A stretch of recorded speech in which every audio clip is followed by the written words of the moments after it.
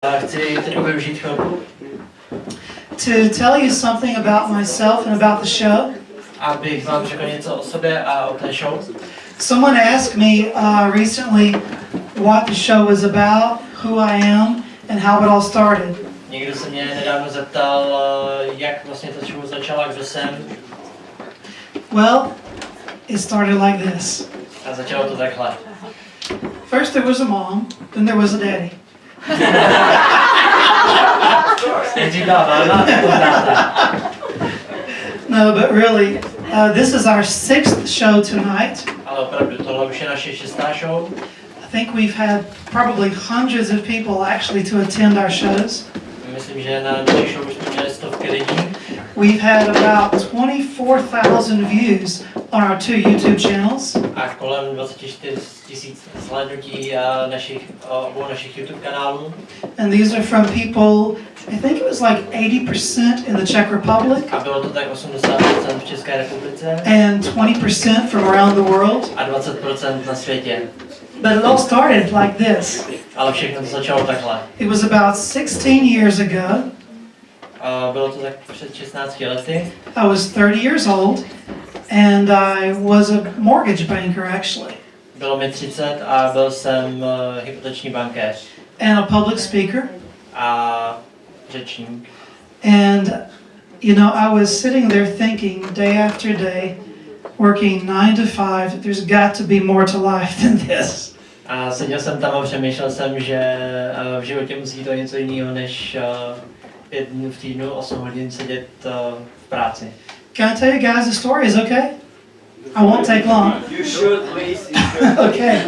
So during this time, I had friends who lived in London. Tak během té doby jsem měl kamarády, kteří žili v Londýně.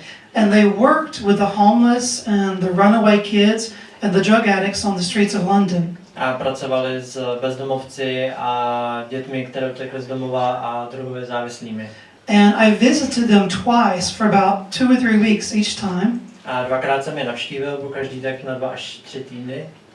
And yeah, I'm just thinking if I can put this thing on a stand. Hold on a second. Alice? Is there Alex back there? That's okay. Anybody? Oh, takže. Jo, tak. Zlaté české ručičky. Jo, je to lepší. That feels much better. So, back to your story after the commercial. Tak zpátky k našemu příběhu po reklamě. So, I had these friends in London that were working with the homeless, and I visited them for 2 or 3 weeks at a time. Tak měl jsem ty kamarády v Londýně a navštívil jsem je vždycky na 2 až 3 týdny. Twice, actually. Dvakrát. And every time I came back to America, it was more and more difficult to fit back into normal American life.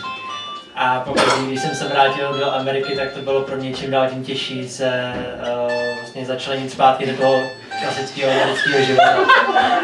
Speaking of which, I think maybe that's a God calling, is that? Oops. Hello. So, every time I went to London and I came back to America, it was more and more difficult to fit in America. Takže pokaždý, když jsem se vrátil do Ameriky, tak to pro mě bylo čím dál tím těžší se začlenit do toho amerického života. Finally, I decided that if I wasn't happy with my life, there was only one person who could change it, and that's me. A konečně jsem se rozhodl, že pokud nejsem šťastný ve svém životě, tak jediný, kdo to může změnit, jsem já sám. So I took a chance and I followed my dream and I moved to London to work with the homeless. Tak jsem využil příležitosti a nasledoval jsem svůj sen, odstěhoval jsem se do Londýna, abych pracoval s bezdomovci. I quit my job at the bank, I quit being a public speaker, and the next thing you know, there I am on the streets of London. Tak už jsem nebyl bankéř ani řečník a odsnul jsem se na ulicích Londýna s bezdomovci. My family, my friends, my colleagues at work, everyone said it was a big mistake. Moje rodina, moji přátelé, všichni mi říkali, že je to velká chyba. But you know what? It worked. Ale víte co, ono to fungovalo. Yeah, and to be honest with you, it turned out really great. A abych byl přímý, tak se to vlastně velmi povedlo. So there I am, from being a mortgage banker with a good career to working on the street with the homeless, the drug addicts, the prostitutes. Takže z bankéře jsem se odstnul na ulicích, pracoval jsem s bezdomovci, drogově závislými. And some days I had some people actually think that I was homeless, I think. A někdy si lidé mysleli, že já sám jsem homeless. Yeah. But while I was there on the streets of London one day, I had been out late one night feeding the homeless. A když jsem tam byl, tak jednu noc jsem zůstal ve městě díl a krmil jsem bezdomovce. And it was raining, Pršelo. and I was sitting against the wall of a building. It was near to Leicester Square. A seděl jsem opřený o budovu, která bylo to blízko Leicester Square. And I had been feeding the homeless, and I was counseling with them. A krmil jsem bezdomovce a Counseling with them. kázal jsem jim. With some of them, I was like their father. Pro některé z nich jsem byl jako jejich otec. For some, I was their son. Pro některé jejich syn.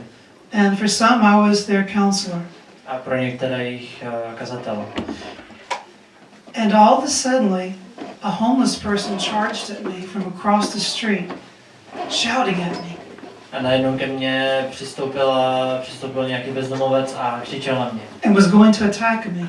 A chtěl mě napadnout. Because I was sitting in his place in the wall out of the rain. Protože jsem seděl na jeho místě, kde on obvykle se dával, aby se ukryl před deštěm. He got about 2 meters from me. And when he did, the homeless man next to me shouted, "Stop."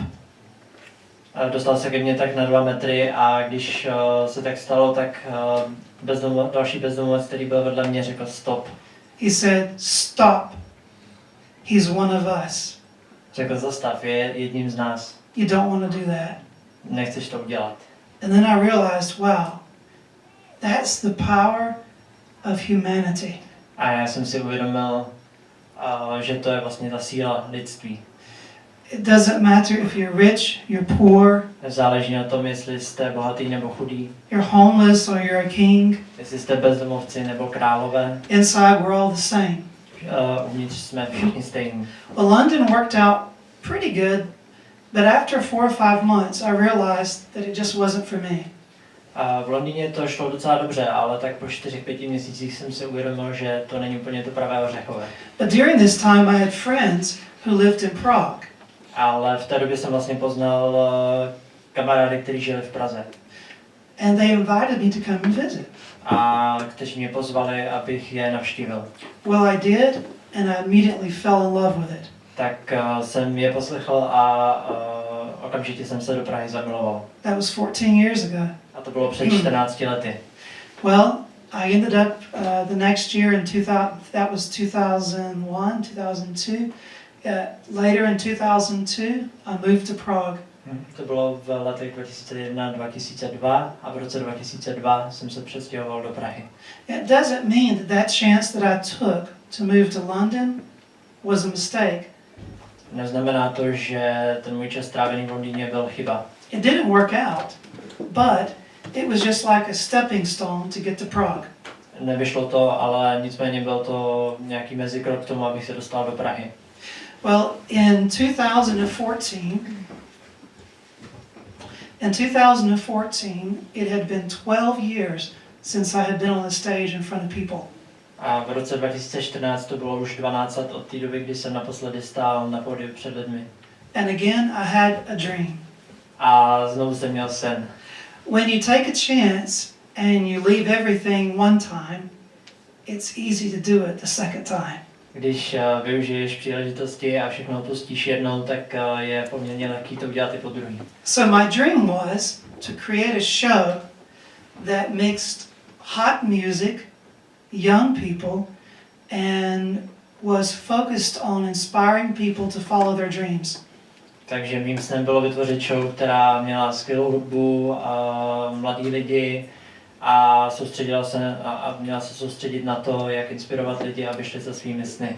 And again, People told me it will never work in the Czech Republic. A znovu mi lidi řekli, že to v Čechách nebude fungovat. It doesn't matter what your dream is, somebody is always going to tell you, to není možný. Co myslíte? To není, to ne.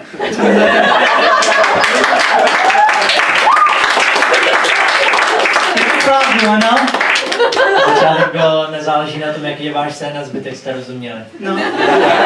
So, I got off my butt and I went and rented a club. Tak jsem se zvedl ze zadku a vstal jsem, šel jsem do klubu a pronajal jsem si ho. I organized a team. Zorganizoval jsem tým And together we built the Don Hall Show and Soul Republic. a společně jsme vybudovali jednak Don Hall Show, jednak Soul Republic. And every 3 months we keep coming back. A každý 3 měsíce se vracíme zpátky. And I still have some people who say, Czech people don't like that. They like Jan Kraus. A pořád mám nějaký lidi, kteří říkají, Češi tohleto nemají rádi, mají rádi Jana Krause. And every month we have a house full of people. A každý měsíc, nebo po každý máme plný People sitting along the walls, on the floors. Lidi sedí u zdí, na zemi And we keep doing it. a opakujeme to pořád dokola. In life, as you know, life is not always easy. Jak víte, život není vždycky jednoduchý. And some days you have to really be careful not to step in the shit. A někdy musíte být dávat opravdu pozor, abyste nešlápli do hovna. No, probably no. But, having said that, you must always know that you are the only person that can live your life.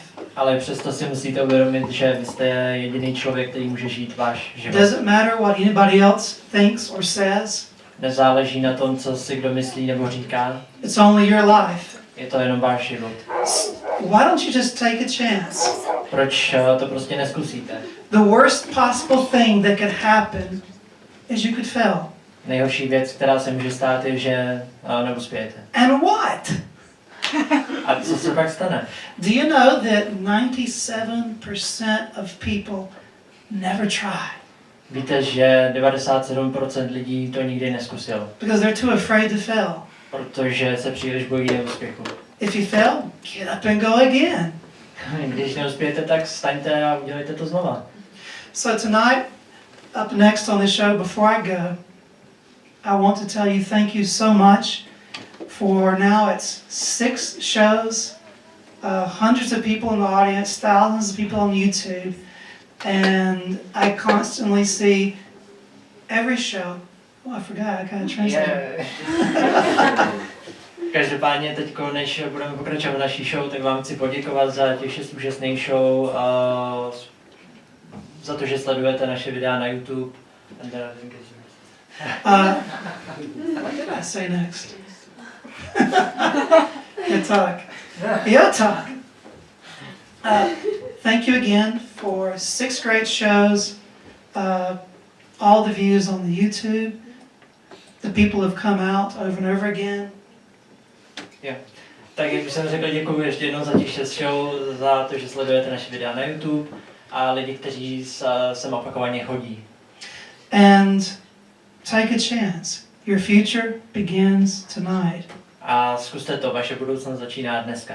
I'll leave you with a story of an American Indian story of an eagle. A rozloučím se s vámi příběhem amerických indiánů, o orlovi. There was a mother eagle in a nest. Matka orlice byla v hnízdě. And of course there was 2 or 3 baby eagles under her. A pod ní byly 2 až 3 orlátka. And it was time for those little baby eagles to learn to fly. A byl čas, aby se ty děcka naučili lítat. Well, the first little eagle, he jumped out and he flew. Oh my English is shit. Okay, the first little eagle jumped out and he flew great. Tak první orlík vyskočil a lítal krásně. The second eagle, he was fabulous. He even did flips. Druhý dokonce dělal salta ve vzduchu. But the third little eagle, he got to the edge of the nest. Ale ten třetí přišel ke kraji toho hnízda. And he looked down about 100 feet. Podíval se dolů tak 100 stop.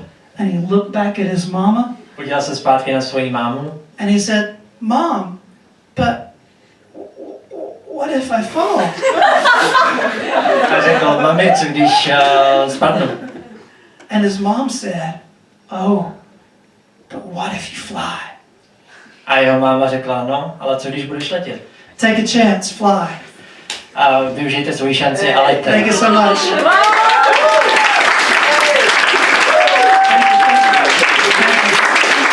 Ladies and gentlemen, our next on the show tonight, Dámy a pánové, naším dalším očekujícím about a month ago, bude člověk, který jsem poznal tak před měsícem. I was coming out of Černá Růže Passage, A vycházel jsem z pasáže Černá růže and I saw a group of people gathered around a busker. a viděl jsem skupinu lidí, kteří se dívali na baskera. So I'm the very curious boy, so I walked over A já jsem velmi zvědavý člověk, tak jsem se šel taky podívat, to see what was going on. abych viděl, co se děje. And what I saw amazed me. A to, co jsem viděl, tak mě nadchlo. It was like Cirque du Soleil. Bylo to jako Cirque du Soleil. What I saw was an amazing juggling act. To, co jsem viděl, tak byl úžasný žonglér. And ladies and gentlemen, we have him here tonight. A dneska večer ho tady máme. Not only is he an amazing juggler, A on není jenom úžasný žonglér, but he's also a hot jazz trumpeter. ale je taky skvělý jazzový trompetista. Ladies and gentlemen, Philip Stansel. Dámy a pánové, Stansel.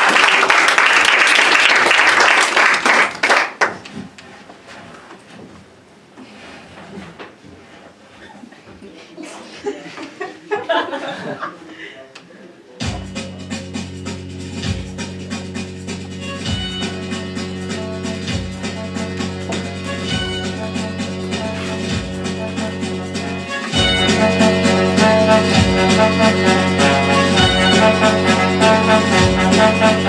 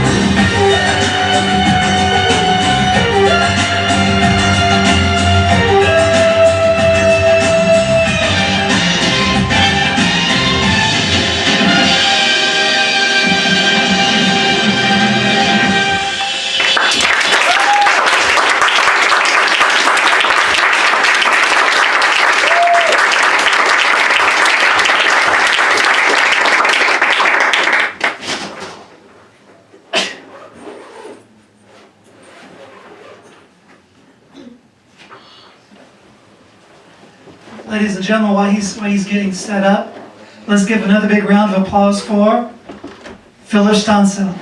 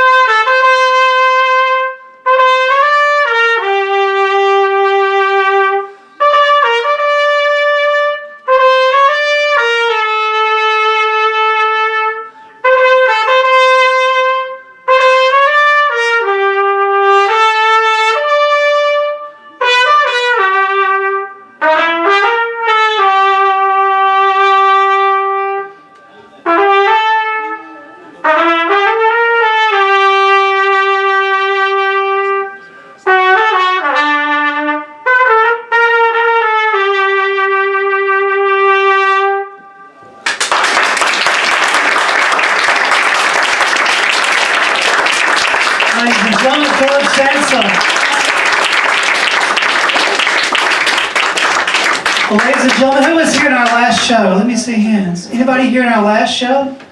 Dámy a pánové, kdo z vás tady byl na naší minulé show? Yeah, I see some hands up in the air. Nějaký ruce vidím ve vzduchu. Well, in our last show, a young man stepped to our stage. Tak na naší poslední show vystoupil na pódium mladý muž. And when he stepped to the stage, no one knew who he was. A když tak udělal, tak nikdo nevěděl, kdo to je. People were wondering, who is this guy? A lidi přemýšleli, kdo to je. His name was Jakob de Morad. Jmenuje se Jakub de Morad. Well, when he stepped to the stage that night, a star was born. A když vylezl na pódium v té minulé show, tak se zrodila hvězda. Halfway through his performance, the audience went wild. Tak v polovině jeho vystoupení už obecenstvo divočelo. So, ladies and gentlemen, back tonight, by popular demand, the rap god, Dr. Jakob de Morad. Tak dámy a pánové, tady ho máte zpátky, Jakuba de Moráda.